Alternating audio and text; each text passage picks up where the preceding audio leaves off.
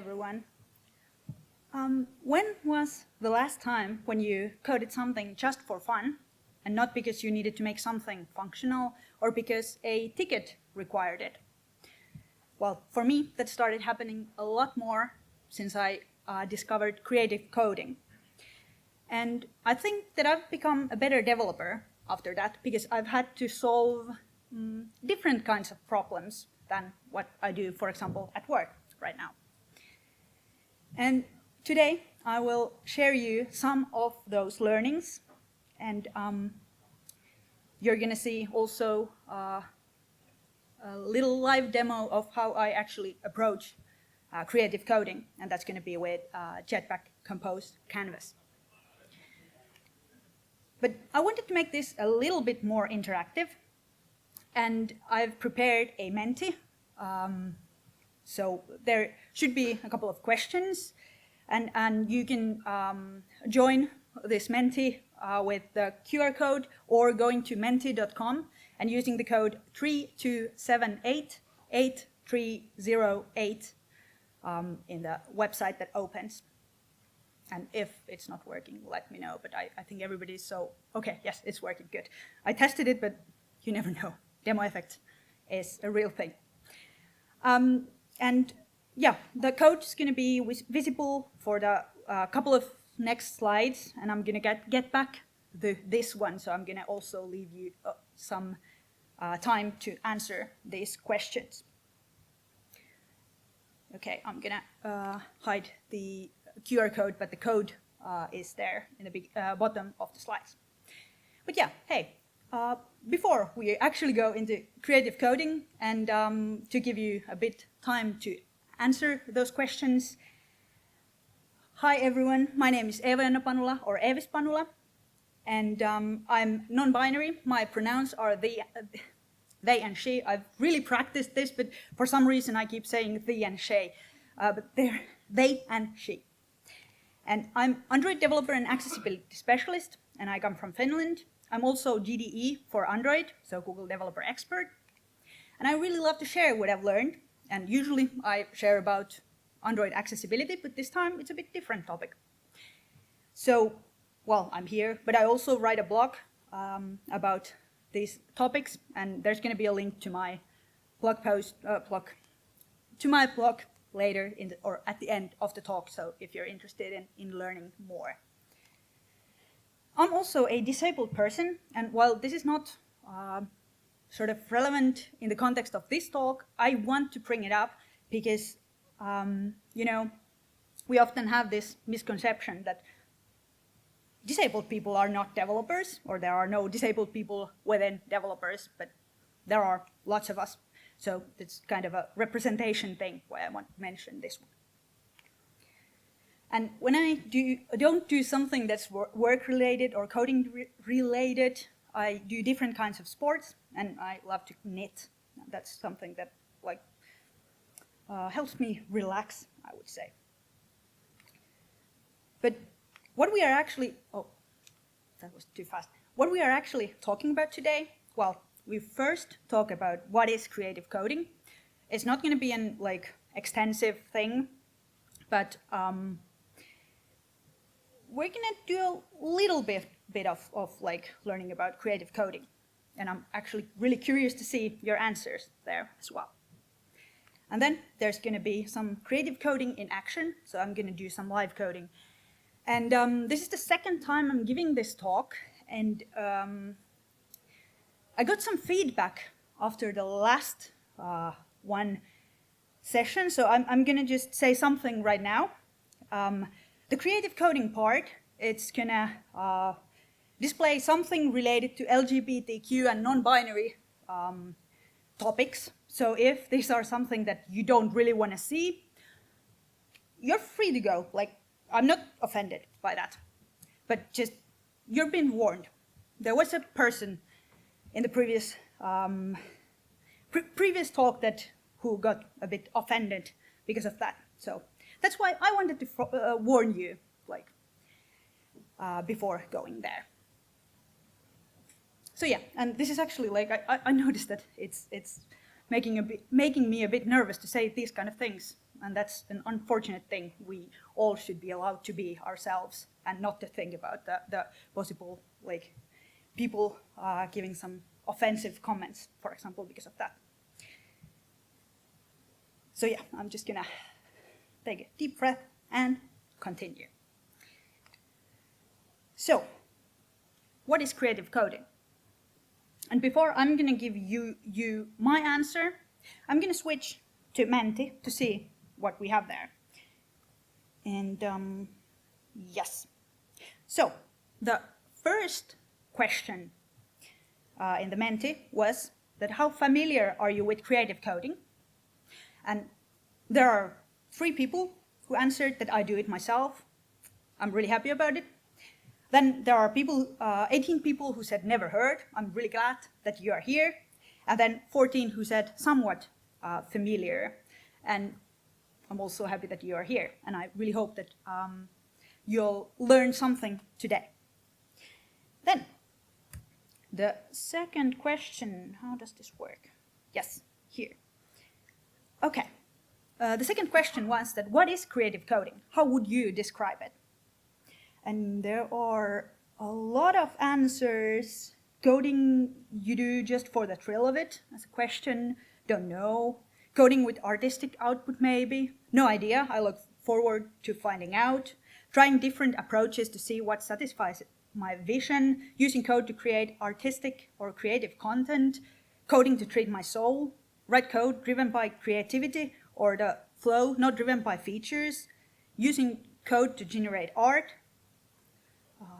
coding to explore new things without the aim of being productive or solving a specific problem, do crazy stuff via code that no one will pay for, creating something that's expressive rather than functional, something fun and unique, using code for artistic purposes, starting coding without a tightly defined outcome, and exploring possibilities through coding, writing code where the purpose is the creative exercise rather than reaching an end goal.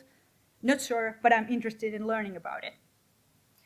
And yeah, I'm like, with the definitions that were there, I agree.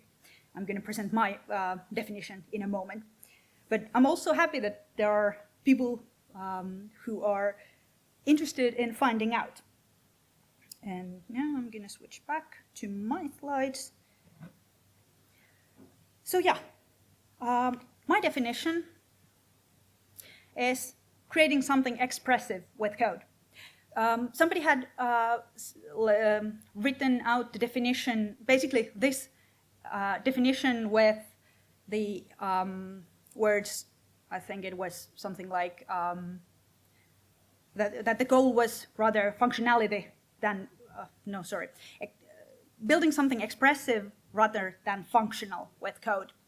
And that was actually the definition with which I started, but then I started thinking that sometimes expressive and functional can go hand in hand. So I decided to shorten my definition to be just creating something expressive with code. And that's it, exploring things to create something expressive. And also there were definitions, like in the questions there were about going crazy. And that's also something that I love, because, you know, when you think more about the expressiveness and not functionality, you can come up with pretty cool ideas. And you don't need to make them really like functional. So yeah. When I was researching for the topic, I came across with this article, What is Creative Coding, by Tim Rödenbracker. And in the article, there was a pretty good graphic on what creative coding could mean in terms of input and output. Meaning that what could be taken as an input and what could be generated as an output. And I wanted to take this one to my talk because it actually demonstrates really well that creative coding can be so many things. And it doesn't have to, like, today you're going to see a demonstration with Compose Canvas, but it could be so many different things. And I wanted to go through the graphic really quickly here, so you'll see like some options. And I just want to say that this article is from a couple of years ago, so some things might feel a bit old, and there might be some things that you would include there if this was created today, for example. But even though it's a little bit outdated, I think it's a good demonstration for the purposes of like the possibilities that creative coding can have. So if we start talking about the input, input could be geodata, GPS, maps, coordinates, satellite imagery like Google Earth, for example. It could be music like audio, sheet music, rhythm, MIDI. It could be pure data, such as database, like coming from databases like MySQL, JSON, XML, Excel or CSV, APIs like, for example, social media APIs like Facebook, Twitter, Instagram. It could be algorithm, it could be something like Fibonacci algorithm, noise. It could have something to do with the nature of code, like flocking, cellular automata, physics simulations. It could be a random algorithm. It could be a trigonometry algorithm. It could be hardware, like the input could be coming from hardware like a clock, scanner, MIDI, video like smartphone, camcorder, webcam, VHS, if somebody still remembers what those are. It could be audio, like from microphone, something like field recording, speech. It could be some sort of a Kinect hardware. It could be coming from computer, like, or via computer, like mouse, keyboard, gamepad, or joystick, for example. It could be video. It could have something to do with video analysis, for example, like face detection or emotion detection. Input could be a file like AVI, MOV, MP4. It could be an image. It could be text like love letter, code, poem, or book. So this is already so many different kinds of things that you could take as an input and then with coding transform into some sort of output. And the output could be, for example, audio, like generative music. It could be MIDI. It could be text like a story, brand name, poem, like haikus, for example. It could be something physical, like something 3D printed, like data sculptures or jewelry. It could be some physical architecture. It could be something created with microcontrollers like Arduino using lights, or like it could be a kinetic installation with, for example, motors. It could be output could be on screen, like it could be a media wall projection, like live visuals or music visualization, for example. It could be on web, like website or web app. It could be some other kinds of user interface, like game, or it could be graphics, like data visualizations, like data art, annual report, or it could be flexible visual systems, like dynamic identity. It could be some sort of patterns. It, like, for example, glitch textiles in fashion. It could be an animation, like, for example, kinetic typography. So there are so many things to do with creative coding, and I actually just recommend trying out. So if you have any ideas, just try it out. Take some hours to try to get some sort of input, do something with code, and generate some sort of output with it. I bet you're gonna learn while doing it. And yes. I think yes. Okay. I'm actually going to go back to this slide. And so yeah, this is actually all that I wanted to say about creative coding. And I highly recommend this article by Tim Rodenbroecker. It's available on his website with what is creative coding. And if you just put what is creative coding to your favorite search engine, you're probably gonna find it. Sorry, this day has been a long one already. So yeah, then I want to move into the creative coding in action, and I'm soon gonna change to Android Studio. But basically, what I want to show today is, well, there is one thing that I've been working on, and we're gonna add some things to it, and I'm gonna talk a bit more about that thing in a moment. But one thing that I want to say about how I approach creative coding is that I don't think too much about the code, maybe quality is a good word, in the beginning. I just try to draw something, and then when it works, I start improving it. So the code that you see today might not be the most functional, straightforward, and the thing that you would expect in some, I don't know, like work interview or something, but that's okay. Like that's where I start, and then I would continue improving it afterwards. And this is because like I really feel like it's always a bit scary to show your code to somebody else, so that's why I kind of want to preface it with this one, so that you know what like you don't judge it that way. And so yeah, I'm gonna switch to this one. Yes, I have my screen there. And so the animation, or like the art that we are creating today, it has a couple of parts. So there is this thing that I created for the first talk. I mentioned that this is the second time I'm presenting this talk. And then there are things that I created during the first talk. And the thing that I created like beforehand is an animation about a ghost, because, well, it's Halloween time. And this ghost is a bit sad and confused. It doesn't show in the screenshot because for some reason it doesn't show the starting point, but it shows the sort of end of the animation here right now.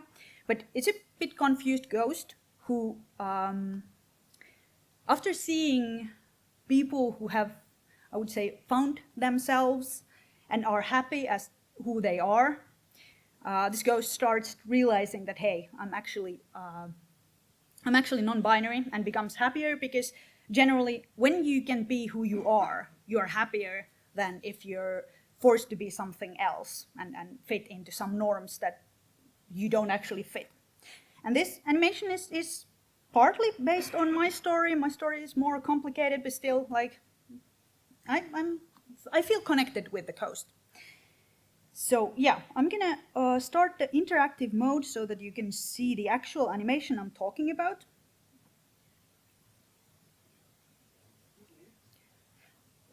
Yeah. I'll do it.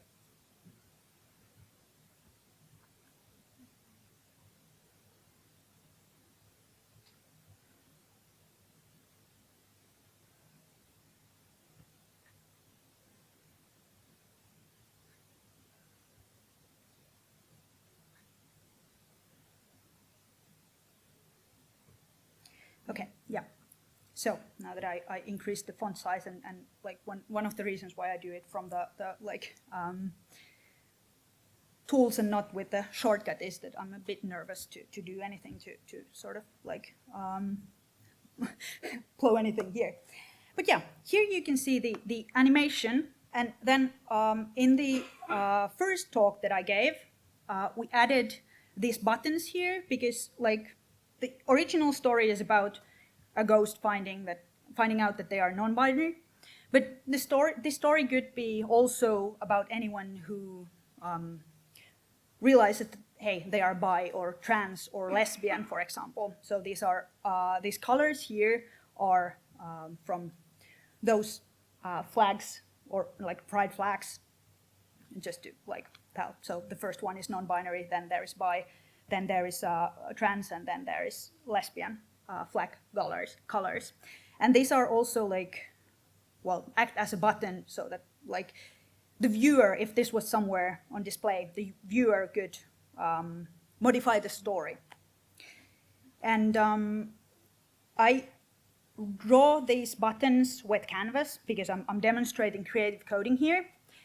But if I was actually creating something for somebody else to try out, I would use real buttons, but it's for demonstration purposes that I'm actually using Canvas for this. Like, so as an accessibility specialist, I want to say that if you create something to click for users to use buttons, not Canvas. So yeah, that's the, like, I have to say that out loud. But yeah, that's basically like the starting point today. I'm just gonna stop the interactive mode because it's a bit distracting. And I'm quickly gonna show that a couple of things here. So basically there are buttons that I've listed here. They are the ones seen on the canvas. Then I'm basically mapping to these buttons and using the index later there. And then I've defined the button offset, and I'm using the index to position them correctly. I'm not going to go really deeply into the code. I'm just showing it quickly here.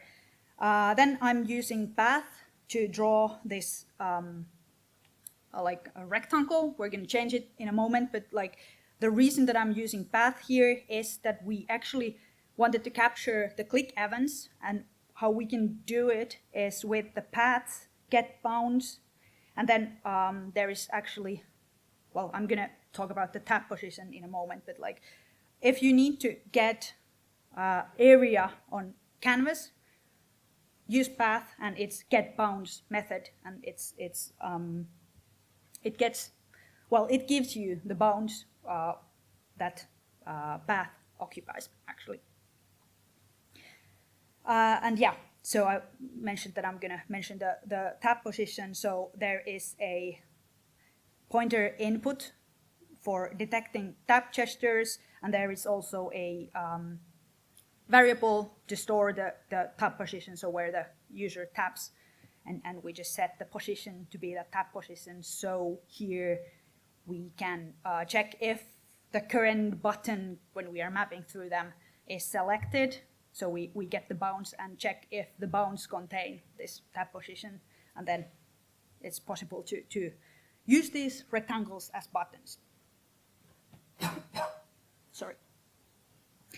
Okay, so what we're gonna do today is that we're gonna change these buttons. Right now they are rectangles, and that would be actually easier to do with other methods, but we're going to actually make them ghost shaped. And then we're going to add a little more options there to select from. And let's start with the making these buttons ghost shaped. I'm going to just erase the path that we're using, and then I have a ghost body path that I've defined there. I'm actually gonna do this here, it's bothering me, which takes in a, okay, I'm just gonna, no, that's not working right. Yes, I'm gonna specify the remaining arguments so we can see that there are two parameters that it takes, a top left and size parameter. So I'm just gonna pass in for top left, there is this button offset, so I'm just gonna pass that one in there, and then size, there is a button size that I've defined here, so I'm just gonna pass that one in. And then, well, there is this ghost body path. I would love to really go through it, but I would need to take probably like double the time that I have today to actually go through it. So that's why I'm taking the shortcut to just like, well, importing a function for that. But that's basically, I'm gonna go here. So it's a, like, actually it doesn't need to be a draw scope, I think, but it's a path that utilizes move to, cubic to, quadratic to, and other.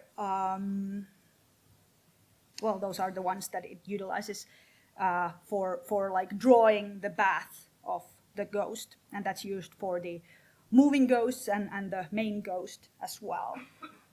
I'm just hoping I will get. Yeah, it's here. Yes. And now it seems that I'm just gonna try to build and refresh if that. Yes, we get the preview back there. So yeah, now we have the buttons as ghost shaped. So now it's more of a in theme, I would say. And the bigger change that we want to do here is to add more options. And I've defined, like, the current buttons are here as a list of different gradient type enums that I've defined. And they, like, the gradient type also has this get gradient helper function that's used to actually get the gradient for each button. But I'm gonna first do so that I'm gonna set the buttons to be gradient type entries. So I've defined more colors there.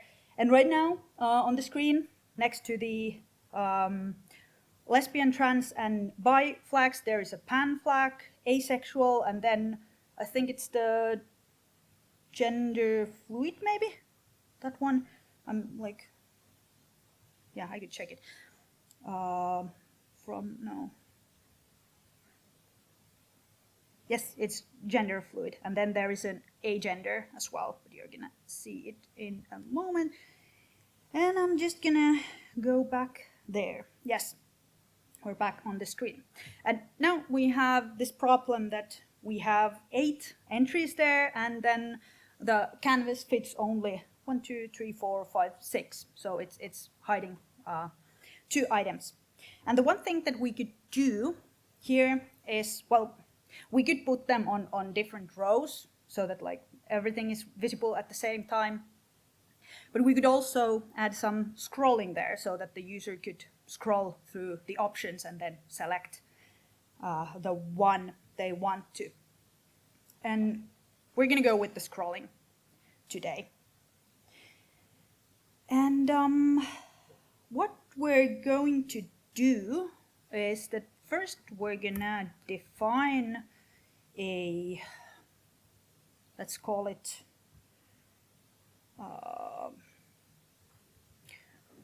I had a good name for this, but this is one of the most hard things, naming.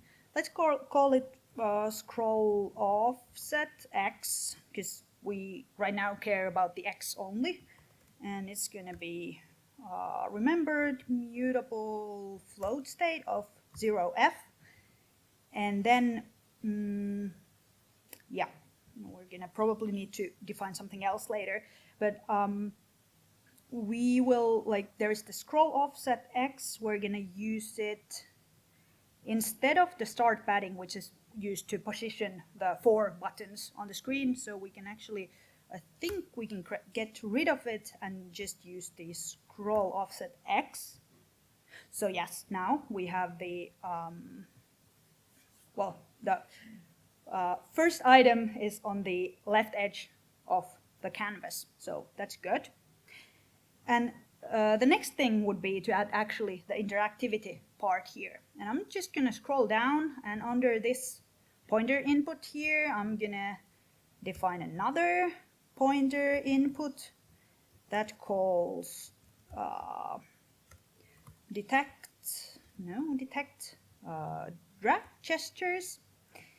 And then let me think, actually. No, it's the wrong one. Nope. Yeah. So we are going to call it, let me just check, on drag function or method, and then set the scroll offset X to be add the drag amounts X offset to it. Let's see what happens here if we start the interactive mode. Okay, yeah, it works right now. But let's see what happens if we need to wait for a bit to colors appear, but then we can see that, okay, now we can still change the colors here, but it seems that if we scroll, then it just, because of the check, if the current tab position is within the bounds, it just changes the colors while scrolling. That's not what we want in this case. Again, I'm going to stop the interactive mode. And we want to actually check that if scroll is in, if there is a scroll going on, then we don't want to set or change the colors or like the tab position. So we're going to define a new variable called is scroll in progress. No, remember, I don't know how to write. That's going to be mutable state of false. And yeah. Then later in the detect drag gestures, it actually has more functions that we can call. The first one is on drag start. So when user starts dragging, we're gonna set the is scroll in process to be true, and then there are on drag end. So when user ends dragging movement, we're gonna set it to false, and then the on drag cancel. So if user cancels the dragging, then we also want to set it to false. And now that we have the scroll in progress, let's test if it works in a way that when user, when tab gesture is detected, if we check that there is no scroll in process, then we only would set the tab position. And we actually don't want it to be in progress. Let's see if this works. Okay, and now let's wait for the color to appear a bit. I'm just gonna try it out here. Okay, it starts to appear. Okay, it changes. No, this is actually not enough here. We also need to actually check here, like when we said that if the current button is selected, we actually want to add the is scroll in progress check here as well, so that like the gradient type is not changed while the scroll is in progress.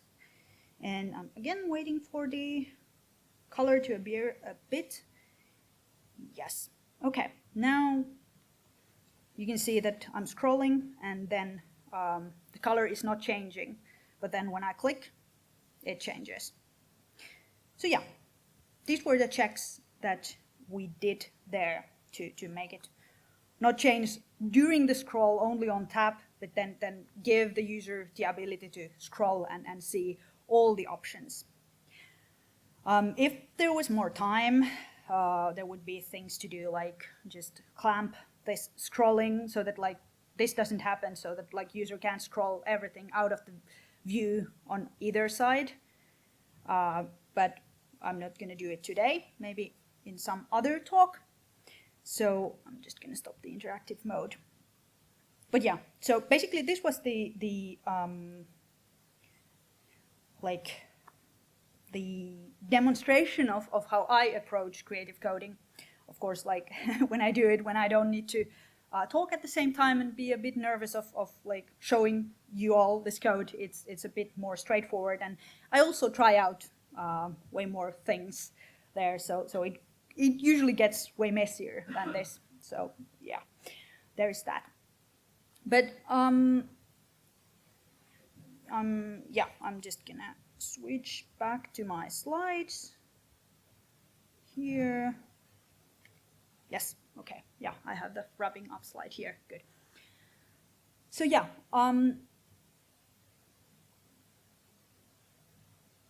I usually have my speaker notes, but right now I'm just mirroring my screen, and I'm pretty sure that I would have written something here, something really smart to start, but I'm just gonna go with that.